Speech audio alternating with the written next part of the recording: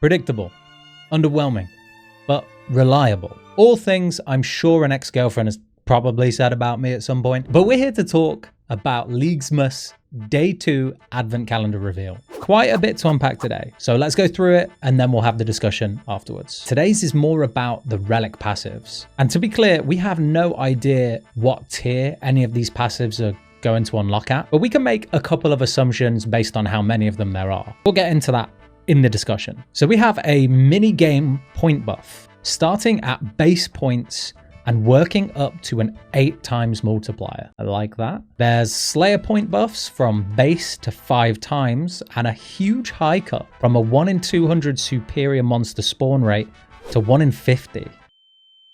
This isn't actually as good as it was in Shattered Relics, but again, we'll get into some more detail in a minute. Clue scrolls drop as stackable boxes.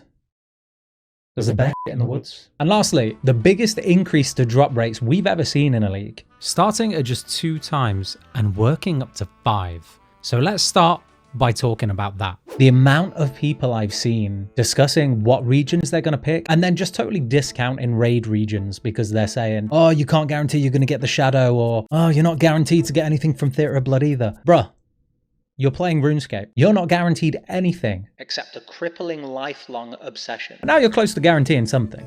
You know, a 5 times drop rate is absolutely absurd and not in a bad way. So you pick those raid regions, you run those Toa 150s and hopefully get spooned a Tumakan Shadow. That being said though, I do think that the highest drop rate multiplier, the 5 times, is probably going to be a 7th Relic tier unlock. But the 4 times drop rate is still huge. I mean, historically, we've only gone as far as a 3 times multiplier. We still don't have an exhaustive list of the items that are boosted by this drop rate, but I've popped a link to the boosted drops from the Shattered Relics League as a sort of reference to get a feel for what your new boosted drop rates might be. For example, if you're picking Taramwin and you're hunting the Bofa, then the Enhanced Crystal Weapon Seed goes from a 1 in 400 all the way up to a 1 in 80 at a 5 times drop rate. The last thing I want to mention on these boosted drop rates are that, unlike the other teasers here today, the drop rate starts at 2 times. So I mean, I'm going to go ahead and read between the lines. We might be starting the league with a double drop rate. This is really going to shake some things up, and I think it's healthy for the game as well because, you know, it doesn't become such an off-putting measure that your drop rate isn't boosted from the very get-go. It's going to feel more rewarding to go out of your way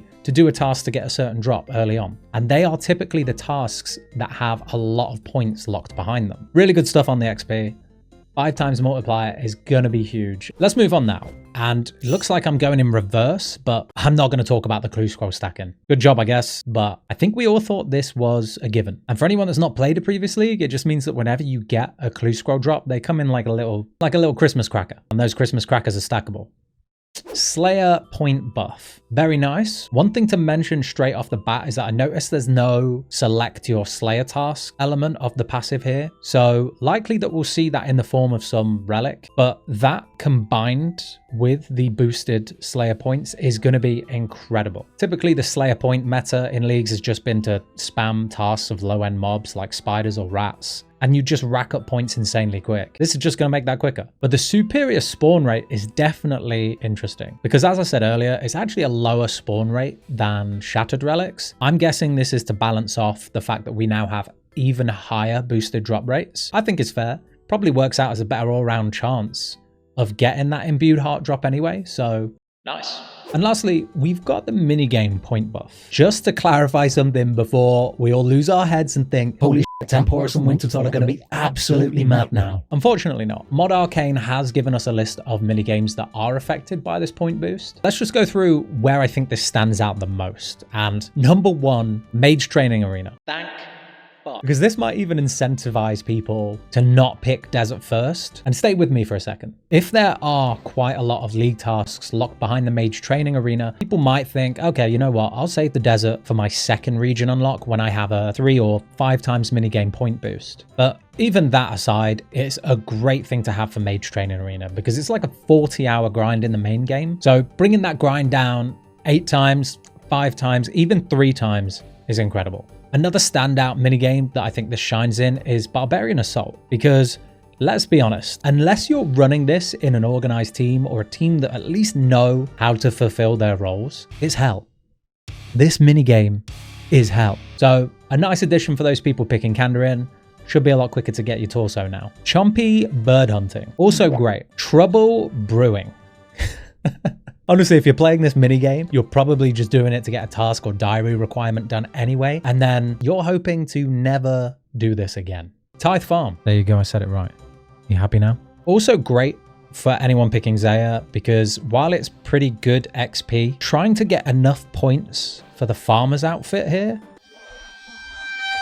Soul Wars, this is where you're going to get to do your imbues, but also an insanely good way to get some early game loot. The only downside is that it does require people to actually show up and play the minigame, believe it or not. But anyway, I talk a little bit about Soul Wars in my 10 Leagues 4 tips video, so I won't go on about it. Right at the bottom there, we can see that the Gout Tuber is also included in the drop rate modifiers. Not only that, but the Thai Boy Won a Trio cleanup game, that's always a fucking tongue twister, is boosted points also. So that's going to be great for getting the Karamja diaries done, for getting trade-in sticks and other tasks that they lock behind the cleanup minigame. And I could go on, but I think they're the main ones I wanted to cover that have some substantial grinds behind them. All in all, I think this was somewhat expected today. It's a step down. We weren't going to get a relic 2 days in a row. And like I said, I think the boosted drop rates are probably going to get the most hype. 5 times is crazy. Let me know what you guys think to that. You know, are there any drops that you're going to go after with that 5 times multiplier as a priority? Let me know in the comments. A shorter one today, and we'll have to see what teasers come out over the weekend. I'm not sure I'm going to be able to get anything up over the weekend because I have some plans, but I'll probably bunch it all together for some sort of summary video, maybe Monday or Tuesday. Until then, catch you guys soon.